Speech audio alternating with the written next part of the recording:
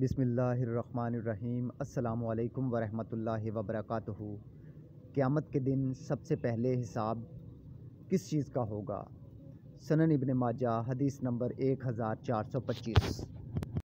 حضرت انس بن حکیم الزبی رحمۃ اللہ علیہ سے روایت ہے، انہوں نے کہا کہ مجھ سے حضرت ابو ہریرہ رضی اللہ تعالیٰ عنہ نے فرمایا، جب تو اپنے شہر والوں کے پاس پہنچے تو انہیں بتانا کہ میں نے رسول اللہ صلی اللہ علیہ وآلہ وسلم کو یہ فرماتے سنا ہے، مسلمان بندے سے قیامت کے دن سب سے پہلے جس چیز کا حساب لیا جائے گا وہ فرض نماز ہے، اور اگر اس نے پوری نمازیں پڑھی ہوں گی تو ٹھیک ہے، ورنہ کہا جائے گا دیکھو کیا اس کے کوئی نفل بھی ہیں، اگر اس کے نفل ہوئے تو اس کے فرضوں کی کمی نفلوں سے پوری کر دی جائے گی، پھر دوسرے فرض اعمال کا حساب بھی اسی طرح ہوگا۔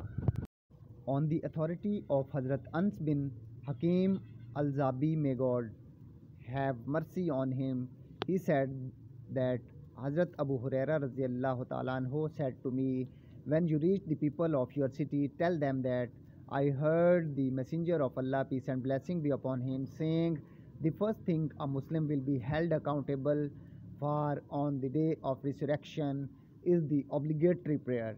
If he has performed the full prayers, then it is fine. Otherwise, it will be said, look, does he have any nafal? If he performs nafal, the shortfall of his duties will be made up by nafals. Then other duties will be calculated in the same way.